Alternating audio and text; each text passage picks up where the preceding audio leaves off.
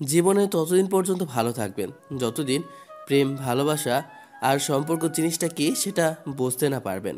সব সম্পর্কের কথা বলছি না, তবে প্রেম ভালোবাসার ভেতরে যে মধুর সম্পর্কটা, সেটা যতদিন বুঝতে না পারবেন ততদিন আপনি পৃথিবীর সবচেয়ে সুখী মানুষ।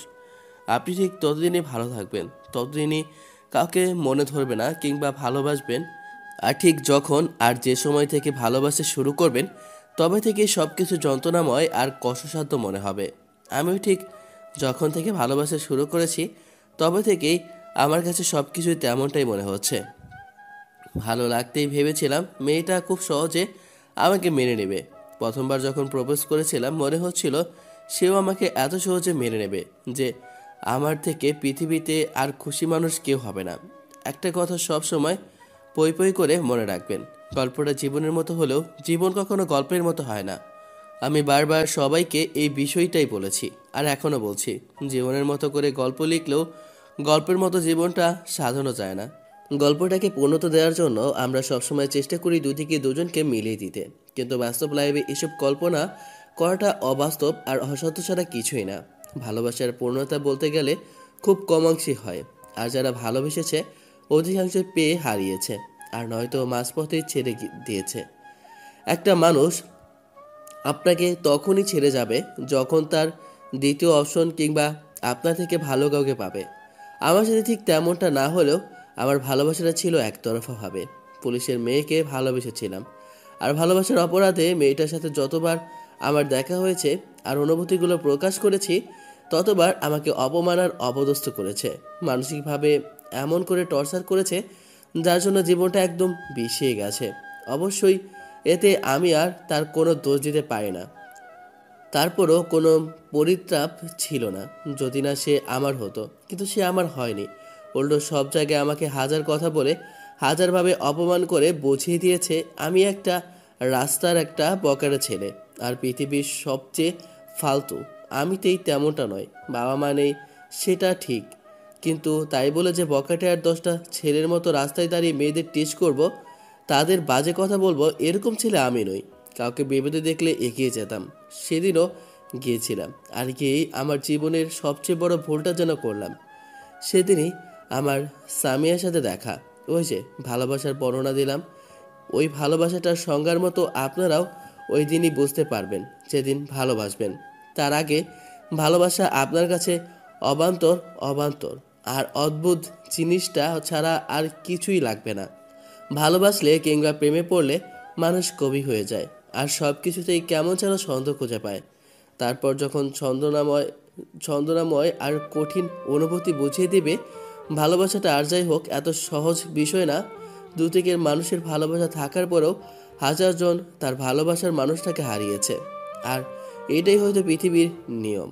ওপরওয়ালা আমাদের তাদের থেকে দূরে সরিয়ে দেয় যারা আমাদের সম্পর্ককে আমাদের অগোচরে এবং এমন কিছু বলেছিল যেটা শুধু উপনারা নিজে শুনেছিল, কিন্তু সেটা আমরা শুনিনি। উনি আমাদের ভালোর কথা ভেবেই হয়তো আমাদের থেকে দূরে সরিয়ে দেন, কিন্তু আমরা সেটা বুঝতে পারি না। আমরা ভাবি যাকে চাই তাকে পেতেই হবে, কিন্তু দিন শেষে হাল ছেড়ে দিতে হয়। দিনের পর দিন মানসিক টর্চার, অপমান আর অবহেলা সহ্য করতে করতে শেষে এসে আমিও হাল ছেড়ে দেব, সেটা আজকের আগে আমিও জানতাম না। কারণ গত 7 দিন যাবৎ সামিয়াকে নিজের ভালোবাসার কথাগুলো বলে যাচ্ছি, আর কবে থেকে জানতে পেরেছি মেয়েটা আমাদেরই কলেজে এক ব্যাচের সিনিয়র, তার উপর তিনি আবার পুলিশের মেয়ে। আমার জীবনে বাদ জিনিসটা আমি খুব সহজ হয়ে খুঁজে নিয়েছিলাম। এবার একবার মনে হতো হয়তো মেয়েটাকে পেয়ে যেতে পারি। মেয়েটার পেছনে পড়ে থাকলে আবার যখন অপমান করতো তখন নিজেকে মনে হতো স্যাঁচরা, আবার যখন অপমান করতো তখন খারাপ লাগতো। ভালোবাসতাম তো, তাই দূরে গিয়েও থাকতে পারতাম না। সামিয়াকে ভালোবাসার পর থেকেই এমন করে জীবনটা এলোমেলো অগোছালো হয়ে গেছে, তাই হয়তো ওর থেকে দূরে গিয়ে থাকা কেমন যেন অসম্ভব আর অবাস্তব হয়ে গিয়েছিল। কারণ গত 7 দিন যাবৎ ওকে প্রত্যেকটা দিনই প্রপোজ করেছি, আর প্রত্যেকটা দিন সামিয়া আমাকে ফিরিয়ে দিয়েছে। তারপর থেকে মনে হচ্ছে যে আমার সময়টা বোধ হয় শেষ হয়ে আসছে। ওর সাথে এরকম বোঝাপড়া করার কিংবা জোর করে ভালোবাসা আদায় করে নেওয়ার চেষ্টা করার। বন্ধুরা বারবার বলেছিল দূরে সরে যেতে, দূরে গেলে হয়তো সামিয়া ভাববে ওর সাথে টাইম পাস করার জন্য কাছে এসেছিলাম, তাই দূরে সরতে পারিনি। মেয়েটাকে যতবার বোঝানোর চেষ্টা করেছি ততবার বাবার ভয় দেখিয়েছে। ওই যে পুলিশ কিনা, আর আইনি লোকগুলো আইনের অপব্যবহার বেশি করে। নিজেদের ব্যক্তিগত ঝামেলাটাকে পারিবারিকভাবে না নিয়ে সেটাকে পার্সোনাল লাইফের সাথে জড়িয়ে ফেললেন। মেয়েকে ভালোবাসার অপরাধে ভদ্রলোক একদিন আমাকে ডেকে নিয়ে জেলে পড়ে, ইচ্ছামতো পেটালো। হসপিটালেও বেডে শুয়ে থাকতে হলো 7 দিন। তারপর আবার ফিরে এসে সেই একই কাজ। রাগের বসে ওর পেছনে আরও সময় দিতে লাগলাম। ওকে সেদিন বলেছিলাম, যতদিন না আমাকে মেনে নেবে, যতদিন না আমাকে ভালোবাসবে, ততদিন পর্যন্ত তোমার পেছনেই পড়ে থাকবো। তো কি ভেবেছে বাবার হাতে মার খাইয়ে আমাকে দূরে সরিয়ে দিতে পারবে? সামিয়া যতগুলো ছেলেকে মার খাইয়েছে তারা পরদিনই আর আসেনি, মেয়েটার পিছু করেনি।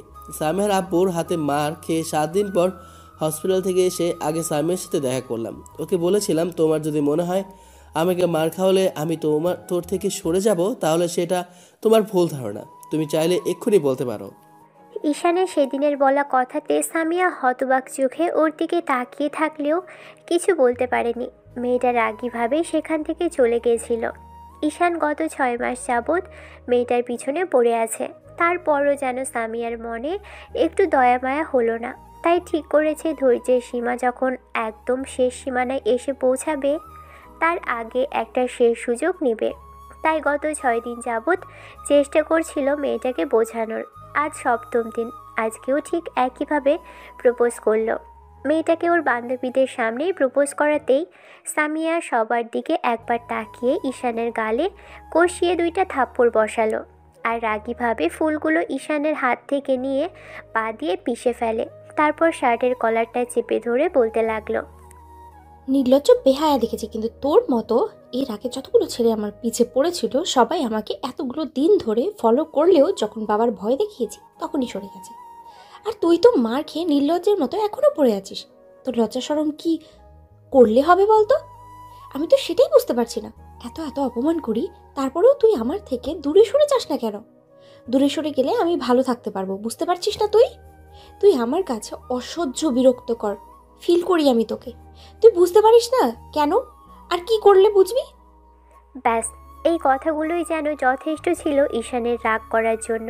ঈশান মেয়েটাকে কিছুই বলল না। শার্টের কলারটা ছাড়িয়ে নিয়ে বলতে লাগলো, ঠিক আছে, দূরে সরে যাব। আজকের আজকের পর থেকে যতবার দেখা হবে ওইটা নিয়ে ভেবো না যে তোমার সামনে আমি ইচ্ছে করে আসি। আমি চাইবো তোমার সাথে যেন আমার আর কখনো দেখাই না হয়। তবে যাই করো, কাউকে ভালোবেসো না কখনো। আমাকে দেওয়া এই কষ্টটা তখন ফেরত পাবে। ওপরওয়ালা বলে কেউ একজন আছে, জানো তো। আমি তোমাকে অভিশাপ দিচ্ছি না, এইটুকু বলবো, আমার সাথে যে ভালোবাসাটা হলো তোমার সাথে ঠিক একই ভালোবাসা যেন হয়। তাহলে তুমি বুঝতে পারবে একজনকে বারবার তাকে ফিরিয়ে দিলে কতটা খারাপ লাগে। এই 6টা মাসে তুমি আমার আব্বু আম্মুকে নিয়েও কথা বলতে 2বার ভাবনি। তারপরও আমি কিছু মনে করিনি। নির্লজ্জের মতো কি না ওই যে বললে, তাই বারবার কাছে এসেছি। কিন্তু আজকে আমার ধৈর্যের সীমানা শেষ হয়ে গেছে। সহ্যের সীমানা তুমি অতিক্রম করে ফেলেছো। আর পুলিশের মেয়ে ভেবে অহংকারটা ভুলে যেও না, নাহলে বাবার আইনি ক্ষমতার অপব্যবহার করতে পারবে। ঈশান কথাগুলো বলে ওখান থেকে চলে গেল। আর সামিয়া সেখানেই দাঁড়িয়ে রইল। এবার সামিয়ার বান্ধবীগুলো উঠে আসলো। ওরা কেমন করে যেন ছেলেটার দিকে তাকিয়েছিল। বান্ধবীরা সামিয়াকে একটু ভেবে দেখতে বলেছিল, কিন্তু সামিয়া কেন জানি ঈশানের সম্পর্কে ভাবা তো দূরে থাক, ওকে দেখলেই রেগে যেত। আর যবে থেকে জানতে পেরেছে ঈশান ওকে ভালোবাসে, তবে থেকে যেন ঈশানের 2 চোখের বিষ হয়ে গেছে। আসলে সত্যিকারের ভালোবাসাগুলো এমনই। সত্যিকারে কাউকে ভালোবাসলে তাকে সবসময় 2 চোখের বিষ মনে হয়। একতরফাভাবে ভালোবাসলে কষ্টটা ঠিক কতখানি যে ভালোবাসে সেই জানে। আবার দূর থেকে একতরফাভাবে ভালোবাসার কষ্টটা থাকলেও ও কাউকে জানতে না দেওয়ার মধ্যেও আলাদা একটা ব্যাপার আছে। আপনি একা ভালোবাসবেন অবশ্য, ভালোবাসলেও পাওয়ার না পাওয়ার মাঝে লাভ ক্ষতির আশাটা করবেন না, সেটাই অনেক। অপর পারের মানুষটা যখন বুঝতে পারবে কিংবা জানতে পারবে আপনি তাকে ভালোবাসেন, তবে থেকেই আপনার প্রতি তার অবহেলা আর অপমানটা বেড়ে যাবে। আপনাকে তুচ্ছ মনে হবে। সবচেয়ে সস্তা বস্তু আপনি পৃথিবীতে তার কাছে হবেন। কথাগুলো ভাবতে ভাবতেই ঈশান রাস্তা দিয়ে হাঁটছিল। অন্যদিকে সামিয়া সেখানেই দাঁড়িয়ে রইল। এর মাঝে ওর বান্ধবী নীলা এসে ওর কাঁধের উপর হাত রাখলো। সামিয়া বান্ধবীর দিকে ফিরতেই ওরা খেয়াল করলো সামিয়ার চোখে অসহায়ত্ব। এবার নীলা বলতে লাগলো, এতই যখন ভালোবাসিস তাহলে ফিরিয়ে কেন দিলি? ছেলেটা কয়েকটা মাসেরই তো তোর থেকে জুনিয়র। তাহলে সমস্যা? বিষয়টা নিয়ে কেন দূরে সরিয়ে দিলি? ভালোবাসা যদি সত্যি হয় সিনিয়র আপুও রাজি হয়, এই কথাটা খাঁটি। কিন্তু গত 6 মাস যাবৎ তোকে ভালোবাসার কথা বলে এসেও শেষে রাজি করাতে পারলো না। মনে হয় না ছেলেটা তোর কাছে আর আসবেই, কারণ সত্যি তুই সহ্যের সীমানা অতিক্রম করিয়ে ফেলেছিস। না হলে ছেলেটা এমন করে চলে যেতে পারতো না। আজ অবধি যতবার ওকে অপমান করেছিস ততবার কিন্তু ও তোর থেকে একটা বারের জন্য দূরে সরে যায়নি। আমি কি করব বল? ওকে আমার ভালো লাগে না, সহ্য হয় না। কেমন নির্লজ্জ আর বেহায়া মতো আমার কাছে এসে পড়ে থাকে। আমি ওকে বারণ করার পরেও শোনে না। আমি কি করে ওকে বোঝাবো এগুলো আমার পছন্দ না? প্রেম ভালোবাসার জন্য আমি আমার বোনকে হারিয়েছি, তাই নিজেকে হারাতে চাই না। আব্বুও কখনো এসব মানবে না, তাই তো। ভালোবাসা তো আর বলে কয়ে হয় না। তোর চোখেই বলে দিচ্ছে তুই ওকে কতটা ভালোবাসিস, কিন্তু মুখে সেটা স্বীকার করছিস না। মনোযোগ দিয়ে ভাবলে তুই বুঝতে পারবি ওকে ভালোবাসিস। ওকে দূরে সরিয়ে দিয়ে ওকেও ভালো রাখতে পারবি না, আর নিজেও ভালো থাকতে পারবি না। আজ বাদে কাল যখন ও সত্যি সরে যাবে কিংবা হারিয়ে যাবে, তখন ঠিকই বুঝতে পারবি ভালোবাসতি। মানুষ এরকমই, নিজের কাছের মানুষটা কাছে থাকতে তার মূল্য দিতে জানে না। অবশ্য অবশ্য দূরে চলে গেলে আমাদের মনে পড়ে কি হারালাম। বারবার ভালোবাসার কথা কেন বলছিস? তোরা জানিস না আমি কাউকে ভালোবাসি না, আর বাঁচতেও পারবো না। তারপরেও কেন এইসব কথা বলিস? আমার আমার ভালো লাগে না। তোরা আর কখনো এইসব বলবি না। ঠিক আছে, বলবো না, কিন্তু আজ বাদে কাল তুইও এসে আমাদের জিজ্ঞেস করতে পারবি না এরকম কেন হচ্ছে, ওকে নিয়ে ভাবছিস কেন, কিংবা ও কোথায় আছে, কি করছে। আজকে থেকে এই ম্যাটারটা নিয়ে আর কোনো কথা হবে না। কালকে থেকে সম্পূর্ণভাবে ওর কথা ভুলে যাওয়ার চেষ্টা করবি, আর মনেও রাখবি না যে ওর মতো একটা ছেলেকে তোকে ভালোবেসেছিল। আমি চাই ওকে ভুলে যেতে। ও কি এমন যে ওকে আমার মনে রাখতে হবে? আমি ওকে সত্যিই ভুলে যাব, দেখিস, কখনো মনে রাখবো না। ওকে চেষ্টা করে দেখতে পারিস, খুব বেশি লাভ করতে পারবি না। আর ওকে করা অবহেলাটা যেন তোর লাইফে ফিরে আসে না, সেই দোয়াটাই করি। কারণ একজনকে দেওয়া কষ্টটা সেটা আরেকজনের থেকেও হলেও তুই পাবি। এটা উপরওয়ালার নিয়ম। প্রকৃতি কাউকে ছাড় দেয় না। উপরওয়ালা সবটা হিসাব রাখেন। মানুষকে সবটা কড়ায় গন্ডায় বুঝিয়ে না দেওয়া পর্যন্ত তিনি সবটাই মনে রেখে দেন। তোর বিষয়টাও মনে রাখবে, আর তোকেও ঠিক সবটাই বুঝিয়ে দেবে। সামিয়া সেখানে থাকলো না, কলেজ থেকে বেরিয়ে গেল। এমন করে কয়েকটা দিন কাটলো। এর মাঝে ঈশান আর কলেজে আসেনি। সামিয়ার অমন করে বলার পর থেকে কেমন যেন এক ঘুরে চলে গেছে। কারোর সামনে যেতে ইচ্ছে করে না। গত 2 বছর আগে যখন আব্বু আম্মুর অ্যাক্সিডেন্ট হলো তখন কেমন একা হয়ে গিয়েছিল। আত্মীয় স্বজন অনেকেই বলেছে তাদের বাসায় গিয়ে থাকতে, কিন্তু আর কারো মায়ে জড়াতে চায় না ঈশান। আম্মু আব্বু চলে যাওয়াতে 6 মাস তো ডিপ্রেশনেই ছিল। তারপর একটা বছর যেতে না যেতেই কাউকে ভালোবাসলো। সামিয়া ঈশানের লাইফে আসলো। সেদিন অবধি সব কিছু ঠিক ছিল, যতদিন অবধি সামিয়া জানতো না যে ঈশান ওকে পছন্দ করে। জানার পর থেকেই যেন সবটা এলোমেলো হয়ে গেল। ছেলেটাও কেমন ওর পিছনে পড়েছিল, আর নির্লজ্জের মতো বারবার ওর কাছে ছুটে গিয়েছিল। তাই বলে এরকম অপমান অপদস্থ হতে হলো। ঈশান রুমে শুয়েছিল। এর মাঝে বন্ধুদের কল আসতেই উঠে বসে রিসিভ করলো। মেহেদি কল করেছে। রিসিভ করে কানে দিতেই ওপাশ থেকে জিজ্ঞেস করলো কি হয়েছে, কারণ গত 7 দিনে যাওয়া হয়নি, ওদের সাথেও দেখা হয়নি। ঈশান ও 7 দিনে কারো কলও রিসিভ করেনি, মেসেজ করেনি, এমনকি অনলাইনও হয়নি। বাসায় শুয়ে বসেই কাটিয়ে দিয়েছে। মেয়েটার সামনে আর যেতে চায় না, নিজের উপরই রাগ হয়েছে। বারবার নির্লজ্জের মতো তার সামনে কেন গেল? মেয়েটার সামনে নিজেকে খোলা বইয়ের মতো তুলে ধরেছিল, তাই এমন করে কষ্ট পেতে হলো। মেহেদি ঈশানের থেকে সব কথা শোনার পর মেহেদি নিজে থেকেই বলতে লাগলো, তোকে আগেই বারণ করেছিলাম, পুলিশের মেয়ে তো, তাই অহংকারটা একটু বেশি। বাবাকে ডেকে নিয়ে তোকে মার খাওয়ালো, শেষ পর্যন্ত এমন করে সবার সামনে বারবার অপমান করলো। ইভেন যারা বেঁচে নেই তাদের নিয়েও বাজে কথা বলেছে।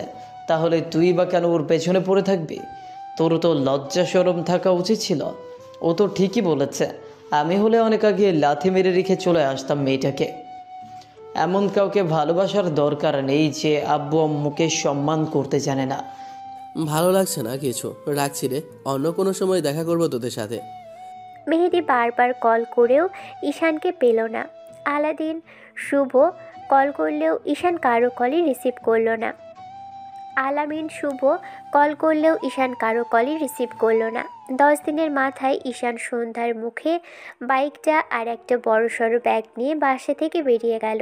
কাজের লোক জিজ্ঞেস করলে তখন ঈশান বলতে লাগলো, আমি কিছুদিন বাসায় আসবো না, তুমি গ্রামের বাড়ি থেকে ঘুরে আসতে পারো চাচা। আমি বাসায় ফিরলে তোমাকে কল করে জানাবো।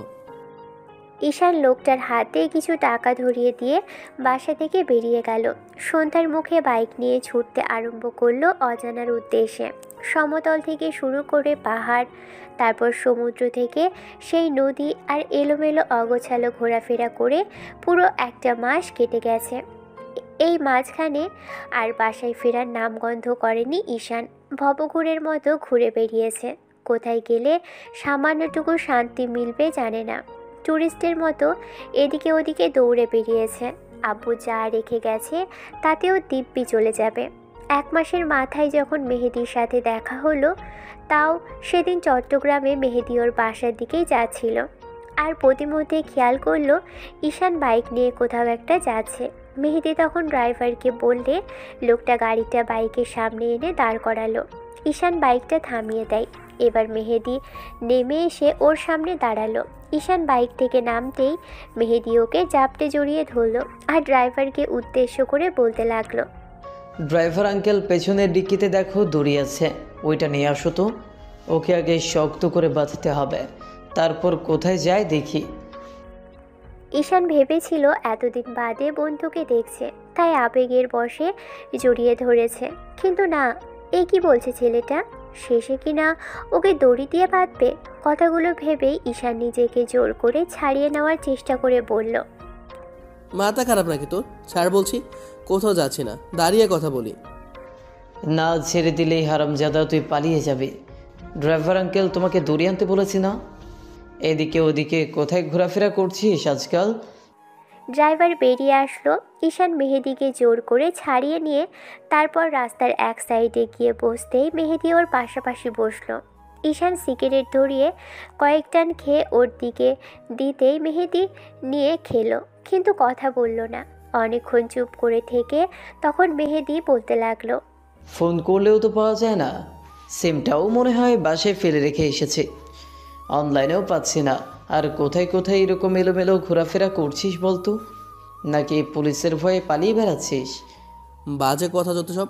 ভালো লাগছিল না ওই শহরে, তাই কোলাহল থেকে একটু দূরে থাকার চেষ্টা করেছি। ঘুরতে ঘুরতে এদিক ওদিকে সব দিকেই ভালো লাগলো, তাই ভাবলাম আর কি, দেখি কতদিন ঘোরাফেরা করা যায়। তুই এদিক দিয়ে কোথায় যাচ্ছিলি, নাকি আমাকে খুঁজতে বেরিয়েছিস? পাগল নাকি মাথা খারাপ? যে নিজে থেকে হারিয়ে যেতে চায় তাকে কখনো খুঁজে পাওয়া যায়? সেও ভালো, খুঁজতে বের হসনি, না হলে তো আবার তোর থেকে পালিয়ে যেতে হতো। এমন করে কতদিন চলবে বলতো? আন্টি কি বলে গেছিল তারা না থাকাকালীন সময় তাদের ছেলে যেন এরকম বখাটের মতো এদিক ওদিকে ঘোরাফেরা করে? তা হয়তো বলিনি, তবে ভালো লাগছে না কোনো কিছুই, তাই ছুটে বেরিয়েছি। কদিন বাদে যখন ইচ্ছা হবে আবার শহরে ফিরে যাব, আবার কলেজে যাওয়া শুরু করব। কলেজটা চেঞ্জ করে ফেলবো ভাবছি। কেন, ওই মেয়েটা থাকে বলে? এটা কোনো কথা হলো? এরকম করে শুধু নিজেকেই কষ্ট দেওয়া ঈশান। কারো থেকে পালিয়ে বাঁচা যায় না, তার উপর তোরা একই শহরে থাকিস। হলে হবে, কিন্তু একই কলেজে আর থাকতে চায় না। ভাবছি পাশের কলেজটায় ভর্তি হয়ে যাব, আর কারো সাথে না বন্ধুত্ব করব, আর না কোনো প্রেম ভালোবাসার মধ্যে ঝরাবো। একা থাকবো, যতদিন বাঁচবো ততদিন একা থাকবো। একা থাকা ভালো জিনিস তো, অন্তত যন্ত্রণা তো থাকবে না। কোনো কথা বললে তো সেটা শুনবি না, যেটা ইচ্ছা করিস। তবে একটা কথা সবসময় মাথায় রাখবি, জীবনে বাঁচতে হলে কাউকে না কাউকে জীবনে চায়। সে তোকে চায়নি বলে এরকম রাগ অভিমান দেখিয়ে দূরে থাকবি, তার থেকে পালিয়ে বাঁচার চেষ্টা করবে। এটা তোর ভুল ধারণা। যাকে ভালোবাসিস তার সামনে না গেলেই যে ভালোবাসাটা শেষ হয়ে যাবে তেমনটা কিন্তু না। শোন, আমি এখানে বেশিক্ষণ থাকতে পারবো না, ফুপির বাসার দিকে যাচ্ছি। তোর সাথে দেখা হলো তাই ভাবছি তোকে নিয়ে যাই। না রে, আমি অন্য কোথাও যেতে চাইছি না। একা একাই ঘুরে বেরিয়েছি, যখন ইচ্ছা হবে তখন আবার ফিরে যাব শহরে। কিন্তু সেটা কবে? আমি তো সেটাই জানতে চাইছি। হবে কোনো একদিন। এখন এইসব কথা বাদ দে, যেখানে যাচ্ছিলি সেখানে যা। শোন, সাবধানে যাস। আমি তোকে না নিয়ে কোথাও যাচ্ছি না। তুই আমার সঙ্গে যাবি, না হলে কিন্তু আমি বাইকের হাওয়া ছেড়ে দিব। তারপর নির্জন রাস্তায় বসে থাকিস একা একা। পাগলামি করিস না তো, খামোখা আমাকে জামলার মধ্যে ফেলিস না। যেখানে যাচ্ছিস যা। মেহেদি জোর জবরদস্তি করেই ঈশানকে সঙ্গে নিয়ে তবেই ছাড়ল। দুজন মেহেদির ফুপির বাসাতে চলে গেল। আরও 1 ঘন্টার রাস্তা অতিক্রম করে ওরা তবেই ওই বাসায় পৌঁছলো। তারপর ফুপির সাথে কুশলাদি বিনিময় করলো মেহেদি। ভদ্রমহিলা ঈশানকে দেখে খানিকটা অবাক হলো। মেহেদি আসলো গাড়িতে, আবার ছেলেটা কিনা বাইক নিয়ে আসলো। এবার ঈশান নিজের পরিচয় দিল আর মেহেদি পরিচয় করিয়ে দিল। ওরা বাসার ভিতরে আসতেই খেয়াল করলো দুটো মেয়ে দৌড়ে আসলো। মেহেদির দিকে পিচি টাইপের একটা মেয়ে, এই 16-17 বছর বয়স হবে। মেয়েটাই ছুটে এসে ওকে জাপটে জড়িয়ে ধরে বলতে লাগলো, ভাইয়া তুমি এসেছো? জানো আপু তোমার কথা কতবার বলেছিল, তোমার কথা বলে বলে তো আমার মাথা খারাপ করে দিয়েছিল। আপু না তোমাকে কি যেন বলতে চায়। আর তুমি আপুর সাথে নাকি কথা বলো না কতদিন হলো? পিচি ফুপাতো বোনের এরকম কথা শুনে এবার মেহেদি পাশে থাকা ছেলেটার দিকে তাকাতেই মেয়েটা একটু লজ্জা পেল। ঈশান বুঝতে পারল যে মেয়েটা হয়তো মেহেদিকে পছন্দ করে। মেহেদি একটু মুচকি হাসলো। ওর মাথায় হাত বুলিয়ে দিতেই মেয়েটাকে ছেড়ে দিল। এবার পকেট থেকে কয়েকটা চকলেট বের করে মেয়েটার সামনে দিলে ও কয়েকটা নিয়ে বাকিগুলো ওর আপুর দিকে দিতেই মেয়েটা চকলেটগুলো না নিয়েই সেখান থেকে চলে গেল। মেহেদি একটু অবাক হলো। ওর ফুপিকে জিজ্ঞেস করলো, তোমার মেয়ে কি আমার উপর আবার রাগ করলো নাকি ফুপি? করবে না, ওর সাথে নাকি কথা বলিস না? বিয়ে ঠিক হচ্ছে তোদের, আর একটাবার কল দিয়ে জানার ইচ্ছে হলো না? কিংবা ওকে জিজ্ঞেস করলি না ও তোর সাথে থাকতে পারবে কি না? এসব নিয়েই হয়তো রাগ করে আসে মেয়েটা। ঈশান একটু অবাক হলো। অচেনা জায়গায় তাই কোনো কথা বলল না, গিয়ে সোফায় বসে পড়ল। এরই মাঝে মেহেদি বলতে লাগলো, আমি কি জানতাম নাকি যে আব্বু এরকম হঠাৎ করে বিয়েটা ঠিক করে ফেলবে? আর তোমার মেয়ে যে আমাকে আগে থেকে থাকতেই পছন্দ করে সেটাও তো তোমরা আমাকে বলোনি। বললে কি অন্যদিকে মেয়ে খুঁজতে যেতাম, নাকি তোমার মেয়েটাকে অনেক আগেই বউ করে নিতাম? এবার ঈশান বুঝতে পারলো এজন্যই হয়তো মেহেদি ওকে জোর করে ধরে বেঁধে নিয়ে আসলো। যাই হোক, মেহেদির ফুপির সাথে কথা বলা শেষ হলে মেহেদি এবার মেয়েটার সাথে কথা বলতে গেল।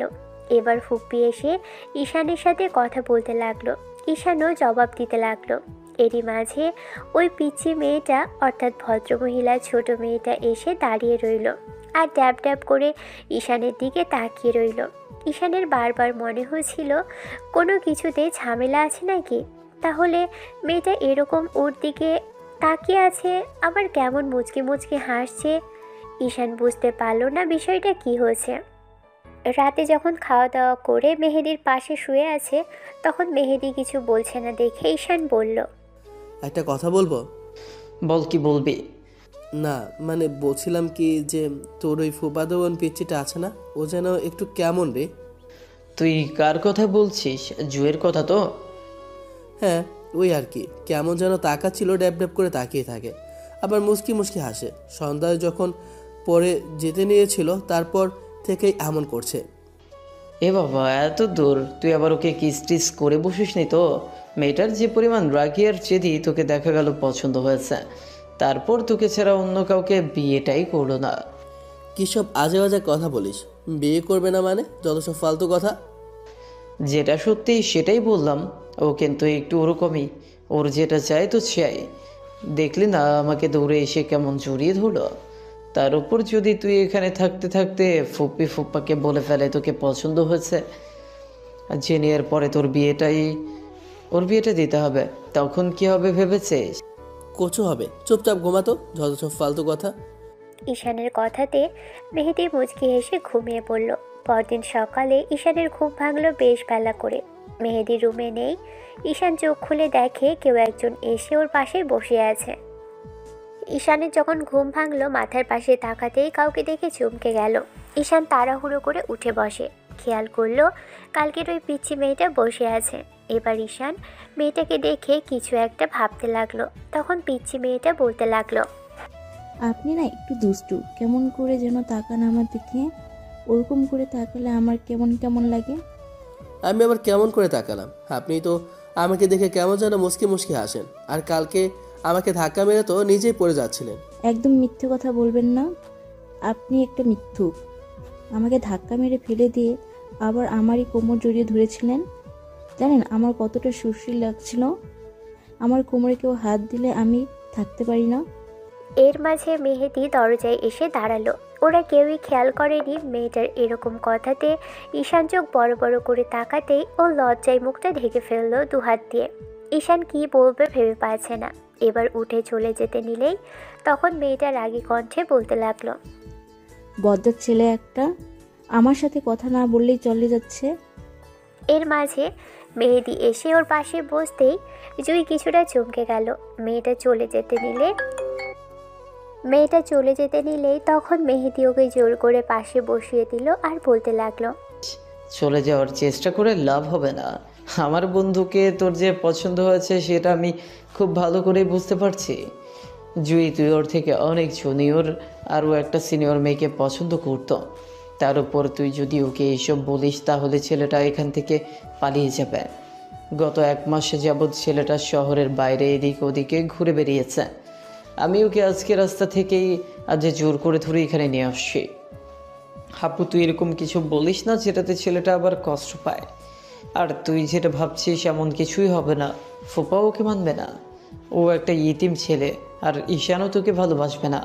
তোর বয়সটা কম, তাই তোর কাছে এখন এসব কিছুই স্বাভাবিক মনে হবে, কিন্তু এটা কোনো সাধারণ বিষয় না।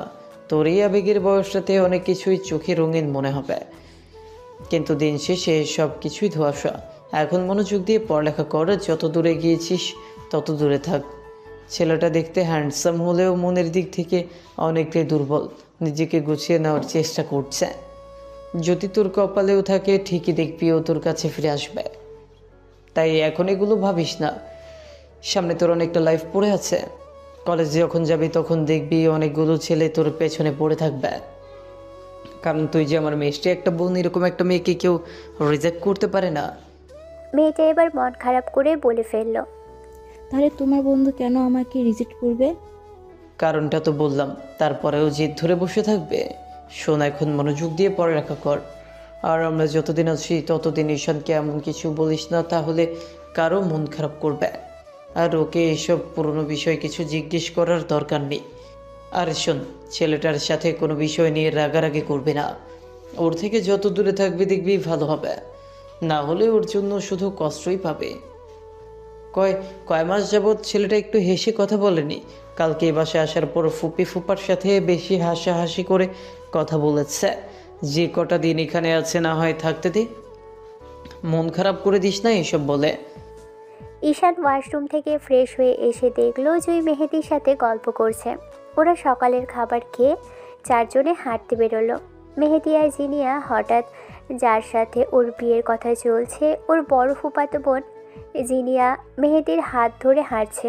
অন্যদিকে ঈশান আর জুই পিছন পিছন আসছে। দুজনেই পাশাপাশি হাঁটছে। মেয়েটা বারবার আর চোখে ঈশানের দিকে তাকাচ্ছে। ঈশান বুঝতে পেরে ওর থেকে কিছুটা দূরে গেলে জুই বলতে লাগলো, হবিস একটা, আমি কি আপনাকে বলেছি যে আমি এরকম কিছু ভাবছি কিংবা কখনো এরকম কিছু হয়েছে? ঈশান আর চোখে তাকালেও এবারও মেয়েটার দিকে ফিরল না। ছেলেটা সিগারেট ধরালো, যেটা দেখে জুই মুখটা বাঁকিয়ে নিয়ে অন্যদিকে ফিরল। ওরা একটা ব্রিজে এসে বসে পড়ল। তারপর খেয়াল করলো গ্রামের মাঠঘাট আর ব্রিজের নিচ দিয়ে বয়ে চলা নদী, সব মিলিয়ে পরিবেশটা বেশ সুন্দর। সবেমাত্র সকাল 11টা বাজে, আর এর মাঝখানেই ওদের খাওয়া দাওয়া হয়ে গেছে আর হাঁটতেও বেরিয়ে গেছে 4 জন।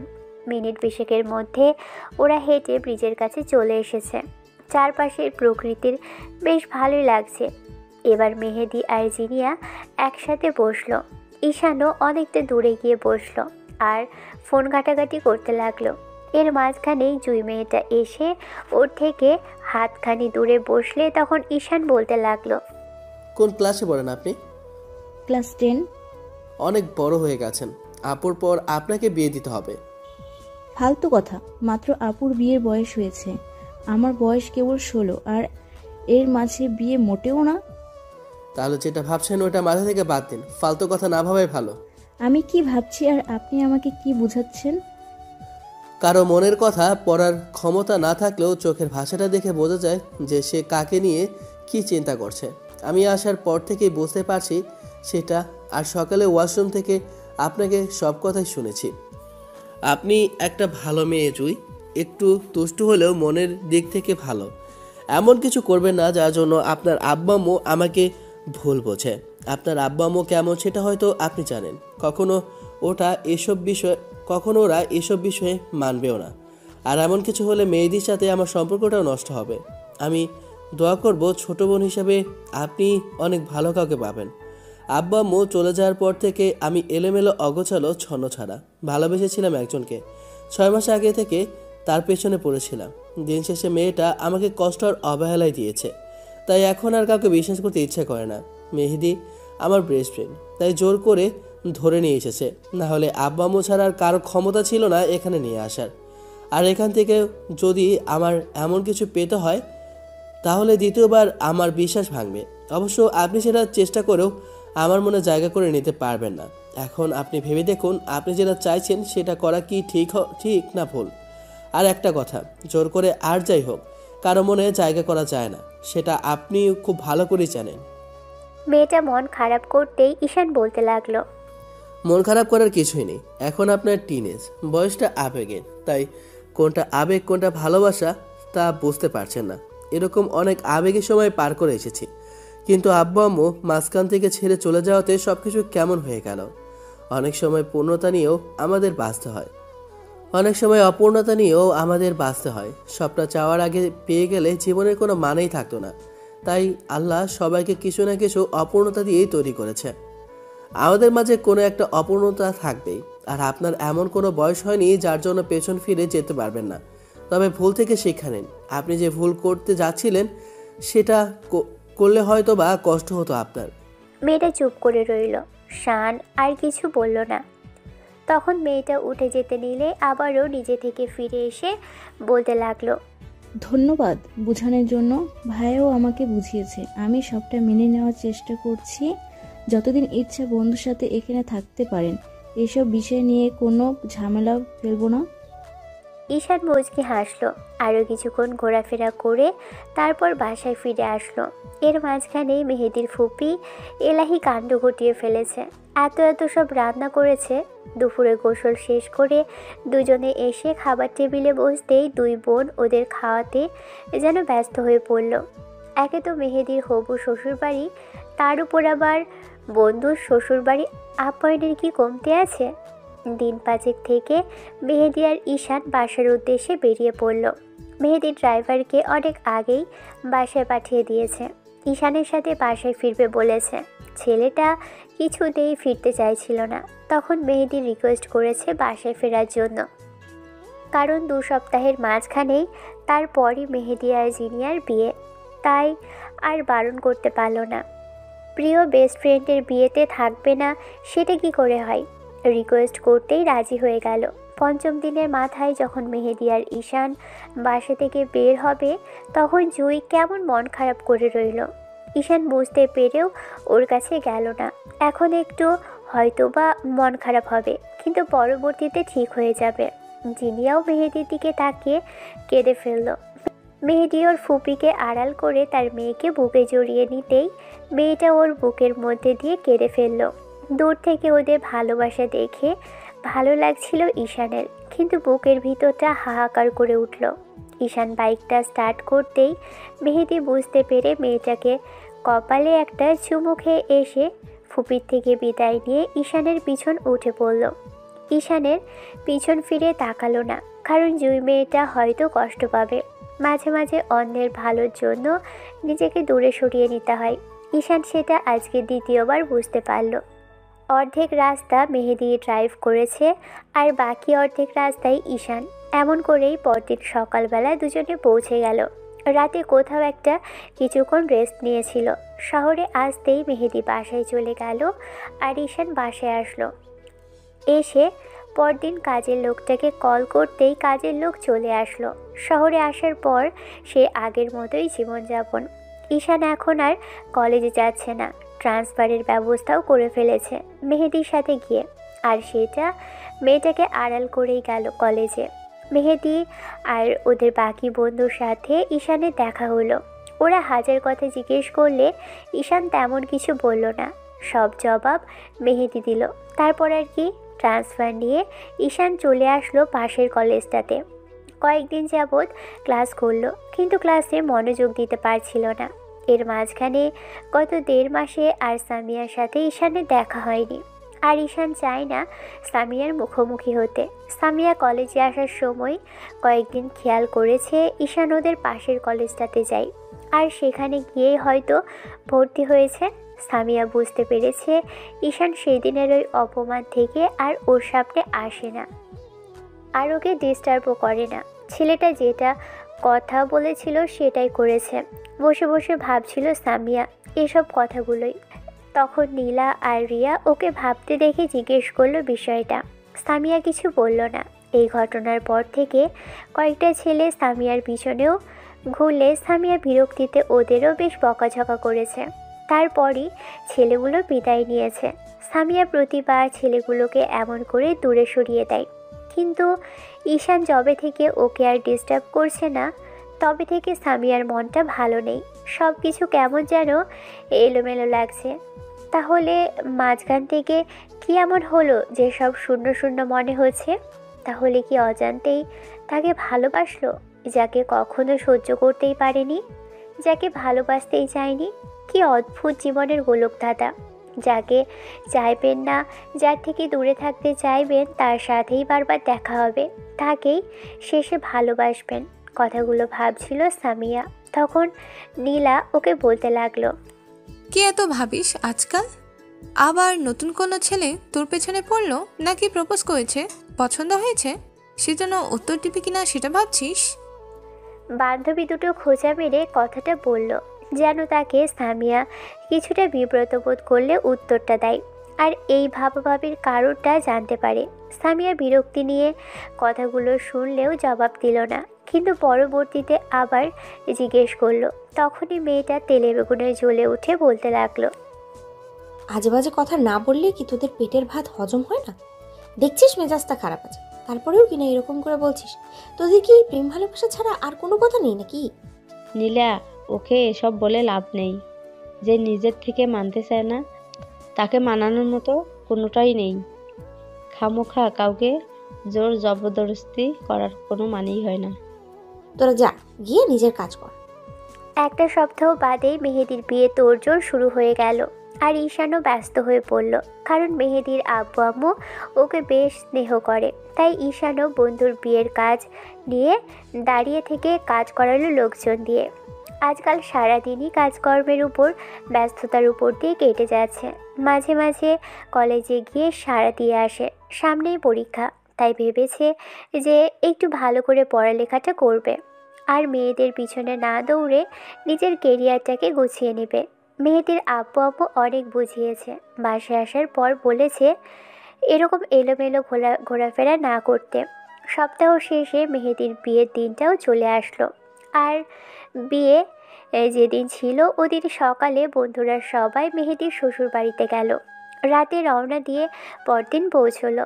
এত দূরের পথ, তাই আসতে যেতেই প্রায় 1 দিন সময় লাগবে। সেজন্য 2 দিন পরে করা হলো অনুষ্ঠানের দিন। ঈশান অদ্ভুতভাবে খেয়াল করলো সামিয়া মেহেদির বিয়ের অনুষ্ঠানে। সামিয়াকে দেখে ঈশানের রাগ উঠে গেল। তখনও মেহেদির সামনে গিয়ে দাঁড়াতেই খেয়াল করলো মেহেদি ওর বউয়ের সাথে হাসাহাসি করে কথা বলছে। এবার ঈশান রাগী চোখে ওর দিকে তাকাতেই মেহেদির বউ বলতে লাগলো, ভাইয়া কি হয়েছে? আপনি এমন রেগে আছেন কেন? না ভাবি, কিছু না। আপনার বরের খবর আছে, অনুষ্ঠানটা শেষ হোক, তারপর দেখেন ওর কি হাল করি আমি। কি হয়েছে রে ভাই, এরকম রাগ করে আছিস কেন? এবার মেহেদি উঠে আসতেই ঈশান ওর পেটে কয়েকটা ঘুষি বসালো। তখন মেহেদি ওকে জাপটে জড়িয়ে ধরে বলল, কি হয়েছে, রাগ করে আছিস কেন? কথাটা বলে শেষ করতে পারল না, তার আগেই মেহেদি খেয়াল করলো ওদের থেকে বেশ খানিকটা দূরে সামিয়া ওর আব্বুর সাথে দাঁড়িয়ে আছে। এমন কিছু দেখে এবার ঈশান বলতে লাগলো, সবই যখন জানতি যার জন্য এত কিছু হয়ে গেল, তাহলে তাকে এখানে ডাকার কি দরকার ছিল? আর ওকে ডাকলি যখন, তখন আমাকে বারণ করতে আমিই আসতাম না? তাকে সামনে দেখতে চাই না, তাকে কিনা তুই। আমি জানতাম না রে এমন কিছু। সামিয়াকে মনে হয় আব্বু ইনভাইট করেছে, কারণ কারণ ওর আব্বু এখানকার থানার ওসি, সেই জন্যই এসেছে। যাই হোক, তুই এক কাজ কর, তুই না হয় ওই দিকটা দেখ। ওই দিকে হয়তো সামিয়া যাবে না, তারপর ওরা চলে গেলে আমি তোকে কল করব। মেহেদির কথাতে ঈশান ওদের বাসার ছাদের দিকে চলে গেল। ছাদে কিছু ভিআইপি লোকদের খাওয়া দাওয়ার ব্যবস্থা করা হয়েছিল। ঈশান সেখানে গিয়ে তাদেরই তদারকি করছিল। এর মাঝখানেই মেহেদির কাছে এসে দাঁড়ালো জিনিয়ার বোন, অর্থাৎ মেহেদির শালিকা জুই। ঈশানকে এরকম করে চলে যেতে দেখে জিজ্ঞেস করলো, ভাইয়া কি হয়েছে বলো তো? তোমার বন্ধু এরকম করে চলে গেল কেন? আসার পর থেকে তো আমার সাথে কথাটাও বলতে চাইছে না। তুমি কি বারণ করেছো? সেও সেদিন বুঝিয়েছিল, আমি তো বুঝতে পেরেছি। এমন তো নয় যে আমি প্রেম করতে চাইছি তার সাথে, অন্তত ফ্রেন্ডশিপ তো করতেই পারে। হ্যাঁ, এটা ঠিক যে তোমার বন্ধুর সাথে আমার বয়সের ডিফারেন্স অনেক বেশি। যদি কপালে থেকে যায় তাহলে তো আর কোনো কথাই নেই, সে ঘুরে ফিরে আমাকে বিয়ে করতে হবে ওকে। আসলে ওই মেয়েটা আসছে তো, সেই জন্য চলে গেল। ঈশানকে আমি বললাম ছাদে গিয়ে থাকতে। ওই মেয়েটা মানে? কোন মেয়েটা, কার কথা বলছো তুমি? আরে ওই সামিয়া। না না, মানে তুমি তো ওকে চিনবে না। আসলে যে মেয়েটাকে ঈশান পছন্দ করতো, সেই মেয়েটাও বিয়েতে এসেছে, হয়তো আব্বু ইনভাইট করেছে। কোথায় সে সাতচুনি দেখি একবার, যার জন্য আমার কপালটা পুড়লো? প্রেমটা শুরু হওয়ার আগেই পছন্দ করার সাথে সাথে আমাকে রিজেক্ট করে দিল। একবার ওকে হাতে কাছে পাই, দেখি কি করি। জুইয়ের কথাতে মেহেদি হেসে তারপর হাতের ইশারায় দেখিয়ে দিতেই জুই সামিয়ার দিকে হাঁ করে তাকিয়ে রইল। কারণ এত সুন্দর একটা মেয়ে জুইয়ের থেকেও বেশি সুন্দর কিনা ও জানে না, তবে মনে হয়েছে যে উপরওয়ালা এক একজনকে এক এক রকমভাবে সৃষ্টি করেছে, তাই হয়তো ঈশানের চোখে মেয়েটা এত সুন্দর দেখতে। আসলে জুই মেয়েটাও দেখতে অনেক কিউট, একদম পুতুল একটা। তারপরও ওর কেন জানি হিংসে হয়েছে এই মেয়েটার জন্য কিনা ঈশান ওর কথা ভাবলই না। কথাগুলো ভেবেই এবার জুই সামিয়ার দিকে যেতে গেলে তখন মেহেদি ওর হাত ধরে আটকে দিল আর বলতে লাগলো, এই কোথায় যাচ্ছিস তুই? তোর কি মাথা খারাপ হয়ে গেছে? ওখানে ওখানে গিয়ে নিশ্চয়ই গন্ডগোল পাকাবি। ওইদিকে যেতে হবে না, ও পুলিশের মেয়ে, ওকে গিয়ে কিছু বললে শেষে সেই ঈশানের ঝামেলা হবে। এগুলোর কোনো দরকার নেই। পুলিশের মেয়ে বলে কি মাথা কিনে নিয়েছে? সেটা তুই বলতেই পারিস, ওর যে অহংকার। থাক না, এইসব ঝামেলা করার কি দরকার? ওরা এসেছে, কিছুক্ষণ বাদে হয়তো চলেও যাবে। এবার মেহেদিকে বিয়ের স্টেজে সামিয়া দেখলো, তখন ওর কাছে সব ক্লিয়ার হয়ে গেল। অবশ্য ঈশান দেখেনি যখন আসলো। তারপর ঈশানের বন্ধুকে দেখেও বুঝতে পারলো ঈশানের বন্ধুর বিয়ে, তাই ওকে আশেপাশে খুঁজছিল কিন্তু কোথাও পায়নি। সামিয়া চলে গেলে এবার মেহেদির কাছে ঈশান আসতেই ও একটা হাফ ছাড়লো। তখন মেহেদি বলতে লাগলো, ঘটনা কি বন্ধু, এমন করে দীর্ঘ নিঃশ্বাস ফেলছো মনে হচ্ছে যেন একদম হাফ ছেড়ে বাঁচলে। তো ছাড়বে না? এখানে ওর আব্বু আমাকে দেখলে আবার ভাবতো যে ওনার মেয়ের পেছনে এসেছে। এটা আমার বন্ধুর বিয়ে, সেটা বোঝার চেষ্টাই করতো না, উল্টাপাল্টা ঝামেলার মধ্যে ছড়াতাম। আর এখানে তোর বিয়ের মধ্যে আমি চাই না কোনো ঝামেলা হোক। গুড, কিন্তু আমাদের সাথে তোকে যেতে হবে, না বললে কিন্তু শুনছি না। আবারও যাওয়া লাগবে ওই দূরে। আমার জার্নি করতে করতে পেটের ব্যথা একদম মাথায় উঠে গেছে। তাহলে এখানে পড়ে থেকে কি করবি? আমি তো ওখানে 1 সপ্তাহ মতো থাকবো, আর এখানে একা একা থাকলে আবার কোথা থেকে কোথায় যাবি তার ঠিক নেই। আর শুভ আর আলামিনের কথা না হয় নাই বললাম, এখন গিয়ে রেডি হয়ে নে। শ্বশুর শাশুড়িও বলছে আজকেই যেতে হবে। কেন ভাইয়া, আমাদের বাসায় থাকতে সমস্যা? আমার বোনটা খুব বেশি জ্বালায় আপনাকে? মুচকি হেসে জিনিয়া কথাটা বলতেই এবার ঈশান মাথা চুলকে বলল, না মানে আসলে ভাবি, আমার বইয়ে গেছে ওরকম একটা খবিশকে জ্বালাতে। ঈশান ভাবছিল বারবার যে সামিয়াকে যদি কখনো ভালো না বাসতো তাহলে জুই মেয়েটাকে যে করেই হোক নিজের করে নিত। বড্ড বেশি আদুরে লাগে আজকে মেয়েটাকে। তার উপর যখন রাগ করে তখন দেখতে আরও সুন্দর লাগে। একদম পুতুলের মতো লাগছে মেয়েটাকে এখন। ইচ্ছে করছে গাল দুটো টেনে দিতে, হাসলে গালে টোল পড়ে। একদম লিওনার্দো দ্য ভিঞ্চির সে মোনালিসা যেন। জুই মুখ ভেঙচি কেটে ঈশানের দিক থেকে মুখ ফিরিয়ে নিতে তখন বলতে আরম্ভ করলো, এই শাকচুনিটা আবার কোথা থেকে এলো রে তোদের বাসায়? একদম কিন্তু ভালো হচ্ছে না। আমি আপনার সাথে ঝগড়া করতে চাইছি না, আপনি যেচেই। আমার বইয়ে গেছে একটা ঝগড়টের সাথে নিজে থেকে ঝগড়া করতে। এভাবেই দুজনের মাঝে ঝামেলা হয়েছিল। এবার মেহেদি এসে বন্ধ করে দিল ঝামেলাটা। যাবার সময় যখন ঈশানকে না নিয়ে মেহেদি যাবে না তখন জোর করে ওর আব্বু ঈশানকে পাঠালো। জিনিয়াদের বাড়িতে 7টা দিন থাকলো। এই 7 দিন আদর আপ্যায়নের কোনো কমতি হয়নি। এর মাঝে জুয়ের সাথে ঈশানের একটা ফ্রেন্ডশিপ মতো হয়েছে। মেয়েটা কথা দিয়েছে ওকে নিয়ে এসব আজে বাজে কিছু ভাববে না। 8ম দিনের মাথায় বাসায় ফিরে আসলো ঈশান। তারপর যখন 10 দিনের মাথায় কলেজের দিকে যাচ্ছিল মাঝ রাস্তাতেই কিছু মানুষের শোরগোল দেখে ঈশান সেখানে থামলো। তারপর ভিড়ের ভিতর যেটা খেয়াল করলো সেটার জন্য মোটেও প্রস্তুত ছিল না। কারণ সামিয়াকে দেখছে রাস্তার মাঝখানে পড়ে আছে। হয়তো কিছুক্ষণ আগেই অ্যাক্সিডেন্ট হয়েছে।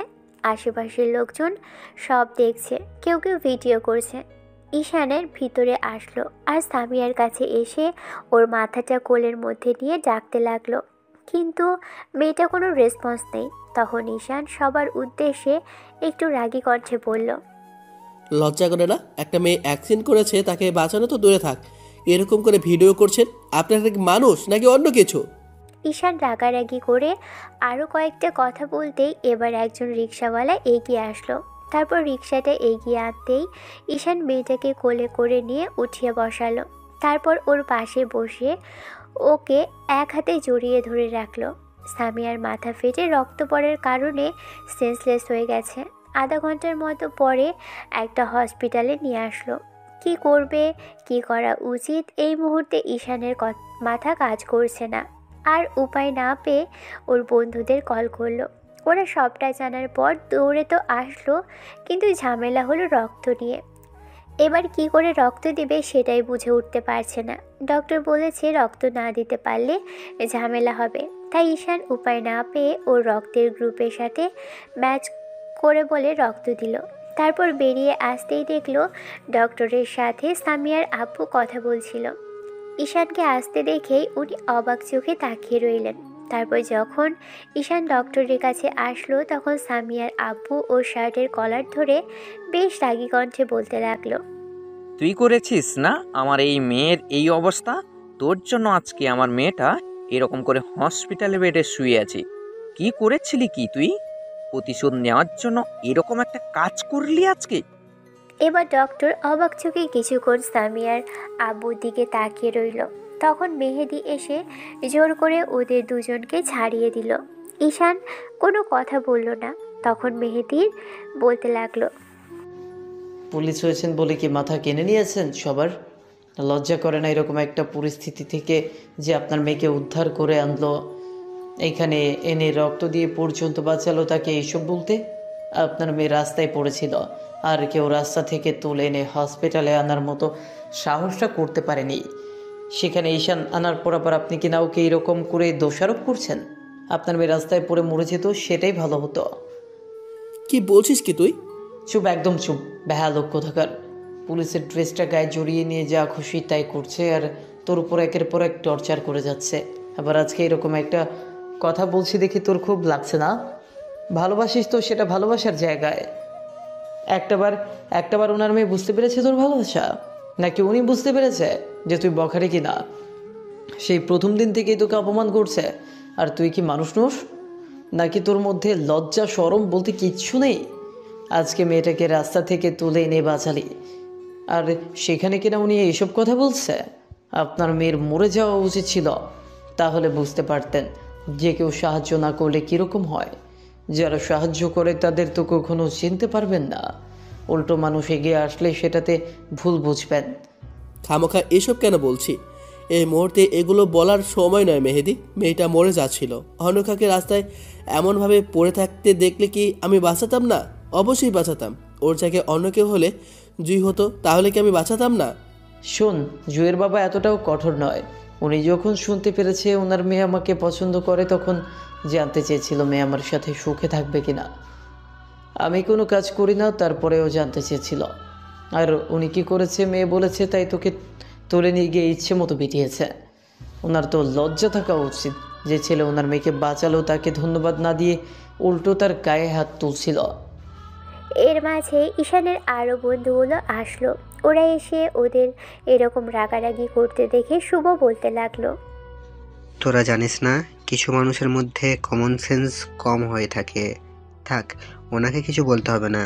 উনি তো মনে করে এই দেশের সর্বোচ্চ ক্ষমতাবান ব্যক্তি, যার মেয়েকে কিনা তুই ছোঁয়ার মতো ভুল করেছিস। ঈশান সবাইকে থামিয়ে দিল। তারপর সামিয়ার আব্বুকে বলল, কি বলেন তো, আপনার মেয়েকে পছন্দ করি এটাই আপনার সমস্যা, নাকি আপনি পুলিশ বলে আপনার মেয়েকে কেউ পছন্দ করতে পারবে না সেটাই সমস্যা? আমি সামিয়ার থেকে দূরে থাকার চেষ্টা করি। আজকে রাস্তার মাঝখানে এরকম পড়ে থাকতে দেখে উঠিয়ে এনেছিলাম। আজকের উপকারের ফলটা আপনি এরকম করে দেবেন? এরপর থেকে কারোর সাথে এরকম মিসবিহেভ করলে সেটা ভেবে চিন্তা করবেন। আর একটা কথা, আপনার মেয়েকে আমি হসপিটালে নিয়ে এসেছিলাম, সেটা ওনাকে বলবেন না। তাহলে আপনার মেয়ে আমার সাথে দেখা করার জন্য, কথা বলার জন্য চেষ্টা করবে। কারণ কেন জানেন তো? জীবন বাঁচানোর জন্য অনেকেই কৃতজ্ঞতা প্রকাশ করে। আপনার এই অহংকারে মেয়েটাও তাই করবে। বাসায় আটকে রাখবেন, কারণ আমার মতো কঠোর সবাই আপনার সাথে হতে পারবে না। তাহলে অন্য কেউ সেটা মানবে না। সামিয়ার আব্বুকে ওরা সবাই মিলে এক গাদা কথা শুনিয়ে দিল। লোকটার কোনো কিছুর বলার ভাষা পেল না। ঈশান বন্ধুদের নিয়ে বেরিয়ে আসলো। মেহেদি ওকে বাসায় নিয়ে গেল, তারপর রেস্ট করতে বলল। এমন করেই একটা সপ্তাহ কেটে গেছে। এর মাঝখানে সামিয়া ওর আব্বুর কাছ থেকে জানতে না পারলেও নীলা রিয়ার কাছ থেকে জানতে পেরেছে যে ঈশান নাকি সেদিন ওকে বাঁচিয়েছিল। সব শোনার পর সামিয়া অবাক হলো যে এত কিছু আর এত অপমান অপদস্থ করার পরেও ছেলেটা ওকে সেদিন রাস্তা থেকে উঠিয়ে নিয়ে গিয়ে বাঁচিয়েছে। সামিয়ার জায়গায় অন্য কেউ থাকলেও এরকম হবার কথা ছিল। একটা ছেলেও ভালোবাসে, একটা ছেলেকে ও ভালোবাসে, আর সামিয়া তাকে ইগনোর করেছে। এতগুলো দিন পর তার সাথে দেখা, ছেলেটা ওকে হসপিটালে ভর্তি করে দিয়েছে। ওর আব্বু আম্মুকে ডেকে সেখান থেকে চলে গেছে। কথাগুলো ভাবতেই অবাক লাগছে। ওর জায়গায় যদি সামিয়া থাকতো তাহলে হয়তো ঈশানকে হসপিটালে আনার মতো সাহায্যটা ও করতো না। কথাগুলো ভেবেই নিজেরই খারাপ লাগছে। আসলে মানুষ ছোট বলে তার সাথে খারাপ বিহেভ করতে নেই, কিংবা কাউকে ছোট করে দেখতে নেই। সামিয়া হয়তো এখন সেটাই বুঝতে পারছে। তো সপ্তাহ দুয়েকের মাঝে সামিয়া সুস্থ হয়ে গেলে কলেজে আসা শুরু করলো। ওর মনেই নেই যে ঈশান এই কলেজটা ছেড়ে দিয়েছে। ও ভাবলো কলেজে এসে দেখা করবে। তারপর যখন ছেলেটাকে দেখতে পাচ্ছিল না, তখন ওর বান্ধবীদের জিজ্ঞেস করতেই বান্ধবীরা বলল ঈশান অনেক আগেই কলেজ ছেড়ে দিয়েছে, তাই ওর সাথে দেখা করতে পারবে না। এসব শোনার পর সামিয়ার মনটা খারাপ হয়ে গেল। কেন কৃতজ্ঞতা জানাতে হবে? ওগুলোর দরকার নেই। একটা ছেলে তোকে ভালোবাসে, দিনের পর দিন কষ্ট পেল, তাতে তোর কিছু আসে যায় না। যাই হোক, এগুলো বাদ দে। আর ঈশান এখন আর এ কলেজে আসে না। সামিয়া কয়েকদিন যাবৎ ভাবলো যে ঈশানকে অন্তত একটা ধন্যবাদ দেওয়া উচিত ছিল, কিন্তু ভাবতে ভাবতে যে ওর ভাবনাটা ওকে আরও বেশি দুর্বল করে দিবে সামিয়া সেটা জানতো না। 15টা দিন যাবৎ যখন ঈশানের কথা ভাবলো, আগে সেই সূক্ষ্ম অনুভূতি আর ওর প্রতি একটা ভালো লাগা আর শ্রদ্ধার জায়গা থেকে ঈশানের প্রতি ভালোবাসার রূপ দিল সেই অনুভূতিগুলো।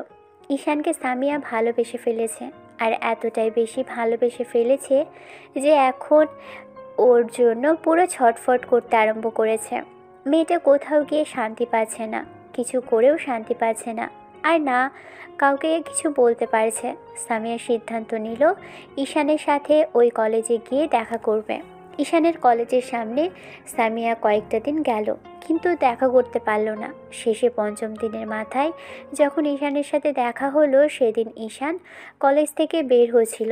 তখন সামিয়া এসে হুটহাটি ওর সামনে উদয় হলো। ঈশান ভূত দেখার মতো চমকে গিয়েছিল। মেয়েটাকে দেখে পাশ কাটিয়ে চলে যেতে নিলে তখন সামিয়া ওর হাত ধরে ফেলে। ঈশান অবাক চোখে মেয়েটার দিকে তাকাতেই তখন সামিয়া ওর সামনাসামনি এসে দাঁড়ালো আর বলতে লাগলো, ঈশান, আমি তোমার সাথে একটু কথা বলতে এসেছি। আসলে আমি সেদিনের ব্যবহারের জন্য। দেখুন আপু, এসব বিষয় নিয়ে কোনো কথা বলতে চাইছে না। কী জন্য এসেছেন আমি সেটা জানি না, তবে আপনার সাথে আপনার আব্বু আমাকে দেখলে হয়তো ভাববে আমি আপনার সাথে কথা বলার জন্য জোর করেছি, তারপর আবার থানায় ধরে নিয়ে যাবে।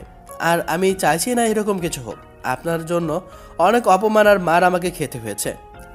আমি চাই না আপনার জন্য আমাকে দ্বিতীয়বার আরও এমন পরিস্থিতির মধ্যে পড়তে হোক। সামিয়া কি ভাবলো কে জানে, তবে হুটহাট করে মেয়েটা বলে ফেলল, আগে তো মার খাওয়ার পরেও এসে বলেছিলে আমার আব্বু যতবার তোমাকে মারবে, আমার থেকে দূরে সরিয়ে দেওয়ার চেষ্টা করবে, ততবারই তুমি আমার পিছনে পড়ে থাকবে। অহংকারটা এখনো কমেনি দেখছি। অহংকার থেকে কথাগুলো বলছেন। আপনি কেন আমার সাথে দেখা করতে আসেন আমি জানি না, তবে আপনার সাথে কথা বলার বিন্দু পরিমাণে ইচ্ছে আমার নেই। কিন্তু আমার কাছে আমার তোমার সাথে কথা বলতেই হবে। তুমি না বললেও জোর করে আমাকে বলতেই হবে। জোর করে বললে শুনবে কে? আপনার যার সাথে ইচ্ছা বলুন, আমি আপনার কথা শুনতে বাধ্য নই। শুনবে তো অবশ্যই, আমি যদি জোর করি। হ্যাঁ, আপনারা ওই জোর করতেই পারেন, আর আপনার আব্বুকে ডেকে মার খাওয়াবেন, তাই তো? তাছাড়া আর আপনাদের পুলিশের মেয়েদের আর কোনো কাজ নেই। কোনো ছেলে পেছনে পড়লেই তাকে সবসময় মার খাওয়াবেন, জেলে ভরে দেবেন। শেষে কাউকে পছন্দ হলে তার সাথে হাত ধরে পালিয়ে যাবেন। গিয়ে খোঁজ নিন কতগুলো পুলিশের মেয়ে কতগুলো ছেলে নিয়ে পালিয়েছে। এত অহংকার দেখাবেন না। একটু সুন্দর বলে সবসময় অহংকারের উপর থাকবেন। এত অহংকার আর দাম্ভিকতা কেন আপনার? এসব একদিন শেষ হয়ে যাবে, এই রূপটাও একদিন থাকবে না। সেদিন আপনার দিকে আমি কেন অন্য কেউ ফিরেও তাকাবে না। তার মানে স্বীকার করছো তুমি আমাকে ভালোবাসোনি, তাই তো? আমি বাঁচলে কি আর না বাঁচলে কি সেটা আপনার জানার বিষয় না। দয়া করে আমাকে আমার মতো থাকতে দিন। আমি তো বলেছি ওই কলেজে আর যাব না, আর আপনার সামনে থেকেও চলে এসেছি। তারপরে এখানে এসে কেন জ্বালাচ্ছেন আমাকে? শেষে আমিও তোমাকে জ্বালাচ্ছি, এই কথা তুমি বলতে পারলে ঈশান? সেদিন তো আপনি বলেছিলেন। ইভেন যবে থেকে জানতে পেরেছেন আপনাকে পছন্দ করি তবে থেকে এসব বলে আসেন। এবার আপনার একটু লজ্জা হওয়া দরকার। যেচে একটা ছেলের সাথে কথা বলতে আসেন, যাকে দুদিন আগে থাপ্পড় মেরে হাজারটা কথা শুনিয়ে দূরে সরিয়ে দিতে চেয়েছেন। দেখেন আপু, হাত জোর করে বলছি, আপনি আমার লাইফ থেকে চলে যান, তাহলে এই শহর না হলে এই শহর সাথে বাধ্য হব। আমি যদি জোর করে আটকে রাখি তোমাকে? ঈশান কিছু বলতে যাবে তার আগেই সামিয়া বলতে লাগলো, আব্বুকে দিয়ে আটকাবো না, যদি ভালোবেসে আটকে রাখি। ঈশান অবাক হলো। অনেকক্ষণ চুপ থেকে এবার চলে যেতে নিলেই সামিয়া বলল, ঈশান, আই লাভ ইউ। ঈশান এক মুহূর্তের জন্য দাঁড়িয়ে থেকে সেখান থেকে চলে গেল। সামিয়া ভেবেছিল এমন করে হয়তো কয়েকটা দিন ঈশানকে বললে ও রাজি হয়ে যাবে, কিংবা ঠিকই আবার ওকে ভালোবাসবে, আবার আগের মতো। কিন্তু সামিয়া সেটা ভুল ধারণা। সামিয়া এমন কিছু ভেবেই যেন ভুল করলো। একটা মাস ঈশানের পিছনে পড়ে থেকেও ঈশান রাজি হলো না, উল্টো কলেজে আসাই বন্ধ করে দিল। ঈশান কলেজে আসা বন্ধ করে দিলে ওর বন্ধুদের থেকে বাসার ঠিকানা নিয়ে সেখানে গিয়ে ওকে জ্বালাতে শুরু করলো। ঈশান উপায় না পেয়ে আবার সেই বাসা ছেড়ে অন্য কোথাও চলে যাওয়ার জন্য উদ্যত হলে সেদিন সামিয়া জানতে পেরে ঈশানের সামনে এসে কান্নাকাটি করলো। ওকে বোঝানোর চেষ্টা করলো, কিন্তু ছেলেটা আর ওকে ভালোবাসতে বাধ্য নয়। সামিয়ার এত চেষ্টার পরও ঈশান ওকে ভালোবেসে সেটা প্রকাশ করলো না। তখন সামিয়া ঈশানকে জড়িয়ে ধরে বলতে লাগলো, ঈশান, আমাকে কষ্ট কেন দিতেছো? একটা মাস তো তোমাকে সরি বলেছি, তোমার পায়ে ধরতে গেছি, কিন্তু তুমি আমাকে কষ্ট দিয়ে গেছো। আমাকে একটাবার ভালোবেসে দেখো, এবার তোমার ভালোবাসাটা ঠিকই ফিরিয়ে দেব। আমি চাইনি তোমাকে ভালোবাসতে, কিন্তু বাধ্য হয়েছি। তুমি কেন আমাকে ভালোবাসা শিখিয়ে এখন দূরে সরে যাবে? আমি আপনাকে ভালোবেসেছিলাম, কিন্তু ভালোবাসতে বলিনি। তাহলে ভালো কেন বেসেছিলে? না পাওয়ার জন্য? প্লিজ ঈশান, তুমি এখান থেকে চলে যেও না। তোমাকে ঠিক ফিরে আসতে হবে। আর হয়তো বেঁচে থাকা অবস্থায় আমাকে দেখতে পাবে না, নিঃশ্বাস বেরিয়ে গেলে মৃত অবস্থায় দেখবে। তখন আর আফসোস করেও লাভ হবে না ঈশান। ঈশান সামিয়াকে ছাড়িয়ে নিল আর বলতে লাগলো, দেখেন, আমি আপনার থেকে জুনিয়র। আমি একটা এতিম ছেলে, আমার কেউ নেই এই পৃথিবীতে। সেই জন্যই আমি তোমার লাইফে আসতে চেয়েছি। প্লিজ আমাকে দূরে সরিয়ে দিও না। কিন্তু এখন আর আমার লাইফে কাউকে দরকার নেই। এত অহংকারী কাউকে আমি ভালোবাসি না। আপনার আব্বুরও দাম্ভিকতা কখনোই ফোরাবে না। আমার মতো এতিম ছেলের সাথে আপনাকে কখনোই মানাবে না। আপনি গিয়ে কথা বলে দেখতে পারেন। যদি আব্বুকে রাজি করাই, তুমি আমাকে বিয়ে করবে তো ঈশান? বিয়ে? কিসের বিয়ে? আপনি রাজি করাতে পারবেন না, আর বিয়ের কথা তো সেখানে দূরে থাক।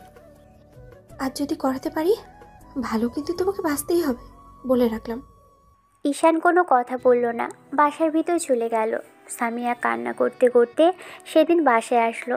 রাতে যখন আব্বু বাসায় আসলো, তখন ঈশানের বিষয়টা সামিয়া আব্বুকে বলল। এরকম কথা শোনার পর সামিয়ার আব্বু অবাক চোখে মেয়ের দিকে তাকিয়ে রইল। তখন সামিয়া বলল, আব্বু, ঈশানকে আমার থেকে দূরে সরিয়ে দেওয়ার চেষ্টা করো, কিংবা আমাদের দুইজনকে আলাদা করে দেওয়ার চেষ্টা করো। তাহলে কিন্তু তোমার মেয়েকে তোমার হারাতে হবে। শেষ পর্যন্ত ওই বকাটের ছেলের প্রেমে তোমাকে পড়তেই হলো। কাল যাকে নিজের হাতে মার খাওয়ালে আর আজকে নিজেই তাকে ভালোবাসলে, নাকি কৃতজ্ঞতা বোধ থেকে এরকম একটা কাজ করেছো? আজে বাজে কথা একদম বলবে না। ঈশান কি আমাদের থেকে গরিব, নাকি ওর কোনো যোগ্যতা নেই আমাকে ভালোবাসার? ঈশানের আব্বু আম্মুর মতো যদি তোমারও অ্যাক্সিডেন্ট হয়ে মারা যাও, সেটাতে কি আমার দোষ? মানুষ যদি আমাকে এতিম বলে বিয়ে না করতে চায়, সেটাতে কি আমার দোষ হয়ে যাবে বলো?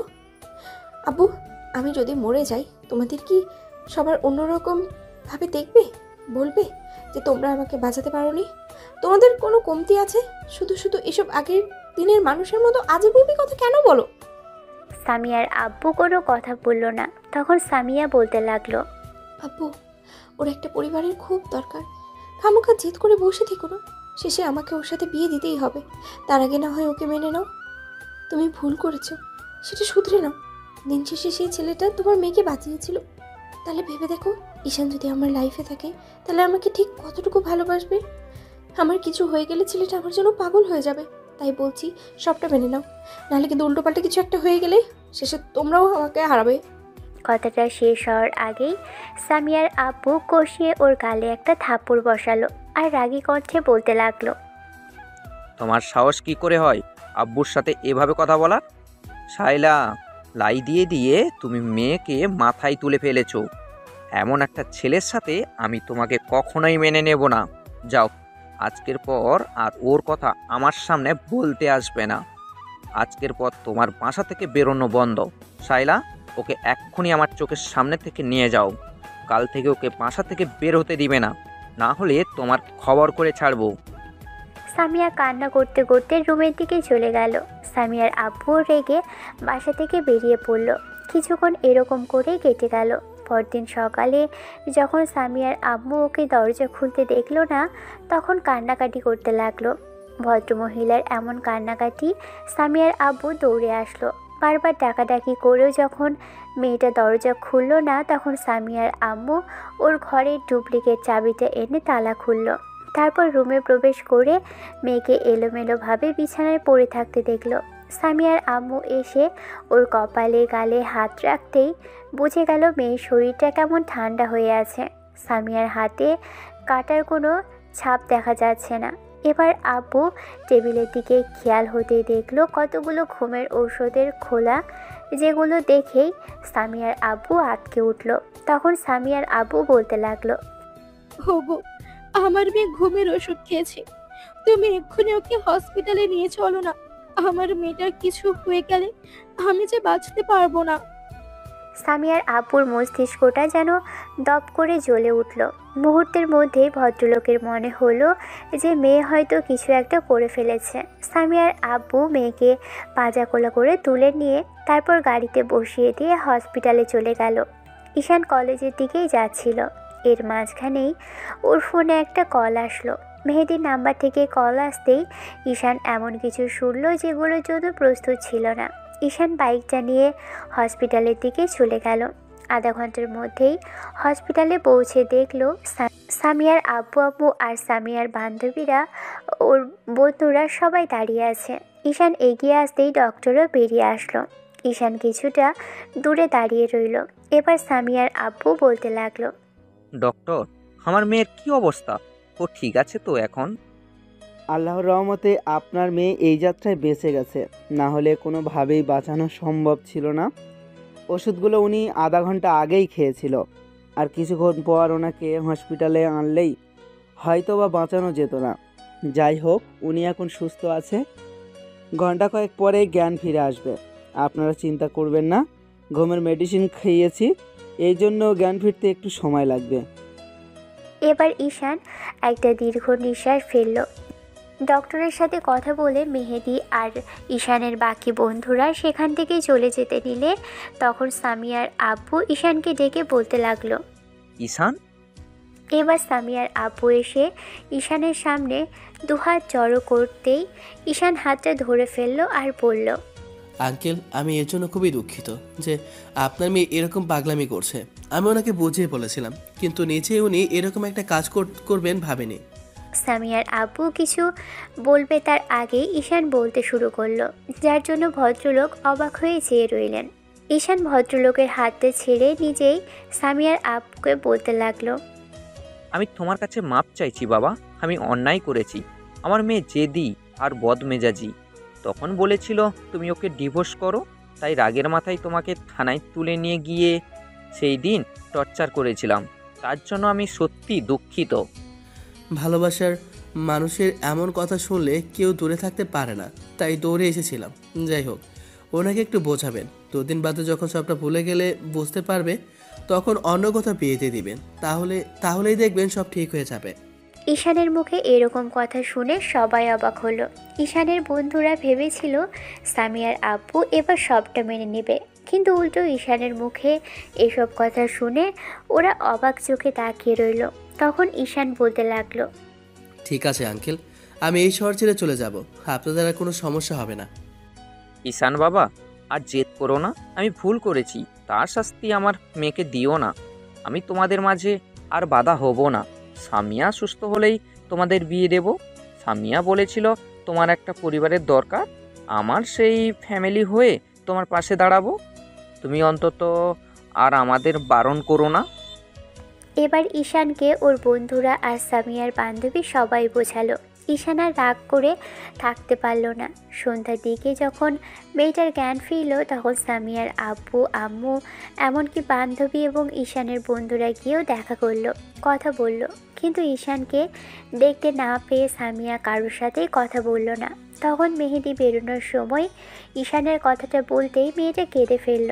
মেহেদি বাইরে এসে ঈশানকে ভিতরে পাঠিয়ে দিতেই ছেলেটা ভিতরে চলে আসলো। সামিয়ার আম্মু ওর পাশেই বসে আছে। মেয়েটা ফুপিয়ে ফুপিয়ে কেঁদে যাচ্ছে। ঈশান এসে সামিয়ার সামনে দাঁড়াতেই মেয়েটা উঠে বসার চেষ্টা করলে ঈশান ওকে হেল্প করলো উঠে বসতে, আর আধশোয়া করে বসিয়ে দিতে গেলে মেয়েটা শুলো না, উঠে বসলো। সামিয়ার আম্মু একটু দাঁড়িয়ে থেকে চলে যেতেই তখন ঈশান বলতে লাগলো, আমার রাগ মেটানোর জন্য এরকম একটা কাজ করেছিলে, তাই না? তুমি আমাকে বারণ কেন করে দিলে? তুমি বিয়ে করে আব্বু আম্মুর সামনে গেলে ওরা আমাদের ঠিকই মেনে নিত, কিন্তু আমি এখন একটা কাজ করার পরে আমি মরে গেলেই ভালো হতো। অন্তত তোমাকে তো বারবার বোঝাতে হতো না। ইচ্ছে করেছিল কোষে একটা থাপ্পড় দেই, কিন্তু পারলাম না। যাই হোক, আপনার আব্বু মেনে নিয়েছে, এবার খুশি হয়েছেন তো? সামিয়া কেঁদেই যাচ্ছে। ঈশানের দিকে হাত বাড়িয়ে দিলে কিন্তু ঈশানের কাছে গেল না। তখন সামিয়া বলতে লাগলো, দেখেছো, তুমি আমাকে ভালোবাসো সেটা জড়িয়ে ধরলে না। আমার এরকম একটা অবস্থা, তারপরেও আমার কাছে আসলে না, তাহলে আমি খুশি হব কি করে? তোমাকে বিয়েটা করতে হবে না ঈশান। আমি বুঝে গেছি তোমাকে অবহেলা করেছি, তোমার আব্বু আম্মুকে ছোট করে কথা বলেছি, তার জন্য তুমি আমার উপরে রাগ করে আছো। ঠিক আছে, তোমার আব্বু আম্মুর কাছে আমি ভাবছিলাম তারা হয়তো নেই, কিন্তু আমি তাদের কবরের কাছে গিয়ে তাদের জন্য দোয়া করব, আর মাফ চেয়ে নেবো। দেখো ওসব কথা ছাড়ুন, নিজেকে কষ্ট দেওয়ার কী দরকার ছিল? আব্বুকে বোঝাতেন, না বোঝাতে পারতেন, চলে যেতাম এখান থেকে, তাহলে আর কষ্ট পেতে হতো না। ঈশানের এরকম কথাতে সামিয়া ফুপিয়ে কেঁদে উঠল আর বারবার হেঁচকি তুলতে লাগলো। তারপর চোখ মুখ মুছে নিয়ে বলতে লাগলো, এখনো রাগ করে থাকবে আমার উপরে? তারপরও কি কখনো তোমার মনে হচ্ছে না যে আমি তোমাকে একটু ভালোবাসি? আমি তোমার সাথে অভিনয় করছি না, অন্যায় করেছি, তার জন্য শাস্তি দাও, কিন্তু পাওয়ার পরেও কি এখনো তোমার আমাকে আরো কষ্ট দিতে ইচ্ছে করছে? না না, আপনাকে শাস্তি দেবো কি? এমনিতেই শাস্তি পেয়েছেন। আর আব্বু আম্মু এমনকি আমাকেও এত বড় একটা টেনশনে ফেলে দিয়েছিলেন। আমি আবার তোমাদের কেন টেনশনের মুখে ফেলবো? আর আমি মরে গেলে তোমাদের কি হতো? কিছুই হতো না, তোমরাই বেঁচে যেতে, ভালো থাকতে পারতে। ঈশান এবার বেডে উঠে বসে মেয়েটাকে একটা থাপ্পড় বসিয়ে দিল। মেয়েটার ফর্সা সাদা ধপধপে গালে 5 আঙুলের ছাপ বসে গেল। ওর সামনে বসতেই সামিয়া ওর বুকে কিল ঘুষি মারতে লাগলো। সামিয়ারা ওকে একটা সময় মারতে মারতে থেমে গেল। তখনই ঈশান ওর চোখের পানি মুছিয়ে দিতেই সামিয়া জাপটে ওর বুকের মধ্যে নিজেকে গুটিয়ে নিল। ঈশান 2 হাতে মেয়েটাকে জড়িয়ে ধরল, মাথায় 1000টা চুমো দিল। তারপর বুকের সাথে শক্ত করে চেপে ধরতেই মেয়েটা কেমন যেন ঘন ঘন নিঃশ্বাস নিতে লাগলো। ঈশান ওর মাথায় থুতনিটা ঠেকিয়ে বলতে লাগলো, 1 মাস বারণ করেছি, তাতে এই অবস্থা। তারপর যদি 6 মাস কিংবা 1 বছর আপনাকে ইগনোর করতাম, তাহলে কতবার যে সুইসাইড করতেন তার ঠিক ছিল না। আমার ইচ্ছে আমি করব, তুমি আমাকে ইগনোর কেন করবে? তুমি না আমাকে ভালোবাসতে, তাহলে ইগনোর করার কথা বারবার কেন বলছো? জানি না কি করে আগের মতো তো আর ভালোবাসো না? কি করে জানবে? এখন অনেক বেশি অহংকার হয়ে গেছে তো তোমার। তুমি আমাকে অহংকারী বলো, এখন তো তোমাকে অহংকারী বলতে হয়। অহংকারী কিনা জানি না, তবে এখন খুব হিংসে হচ্ছে যে আমার এই ভালোবাসাটা যদি আপনি আগে বুঝতে পারতেন, তাহলে আমাকেও এত কষ্ট পেতে হতো না, এত মার খেতে হতো না, আর আপনি আজকে সুইসাইডও করতে যেতেন না। সেটা করতে না গেলে আব্বুকে বোঝাতে পারতাম না, আর তোমাকেও বোঝাতে পারতাম না। তার থেকে না হয় একটু অভিনয় করে ভালোই হয়েছে। মরতে মরতে বেঁচেছে, আবার বলছে অভিনয় করছেন। ঢং দেখলে আর বাঁচি না। ঢং করবো না তো কি করবো? তোমার যে জামাইয়ের সাথে আমি যাই সেটাই করব, তাতে তোমার কি? বউ যখন দাবি করেই ফেলেছেন, তাহলে জামাইয়ের তো একটা দায়িত্ব আছে, তাই না? জামাইয়ের দায়িত্ব মানে কি বলতে চাইছো তুমি? ওই তো জামাই বউয়ের সাথে যা হয় সেটাই আর কি। একদম না, হসপিটালে আছি, তার উপরে আমি অসুস্থ। এখন কিন্তু এগুলো করার একদম ধান্দা করবে না। তার উপরে বিয়ে হয়নি আমাদের, উল্টোপাল্টা কিছু করলে একদম খুন করবো, শয়তান ছিল। আপনাদের এই 2 বাপ মেয়ের পুলিশ আর গুন্ডামি স্বভাব যাবে না, তাই তো? আমাকে না মারা পর্যন্ত 2 বাপ মেয়ে দেখছি শান্তি হবে না। আমার বরকে আমি মারবো, বকবো, ভালোবাসবো, আদর করবো, চুমো খাবো, তাতে তোমার কি? যখন ইচ্ছে যা করবো, তুমি বলার কি? তুমি একদম চুপ থাকবে। একবার শুধু বিয়েটা হতে দাও। তোমাকে যদি মজা না দেখিয়েছি না আমাকে কষ্ট দেওয়ার জন্য, ভয় দেখিয়ে লাভ নেই ম্যাডাম, আপনাকেই কান্নাকাটি করতে হবে। বাসা থেকে চলে গেলে তারপর দেখবেন নিজেই কান্নাকাটি করে আমাকে কাছে পেতে চাইবেন। ঈশানের চলে যাওয়ার কথাটা শুনতেই সামিয়া ওকে আরও শক্ত করে চেপে ধরল। কেমন যেন একটা ভয় কাজ করলো। ঈশান ওকে ছাড়িয়ে নিল। তারপর ওর মুখের দুপাশে হাত রেখে সারা মুখে কিস করতে লাগলো।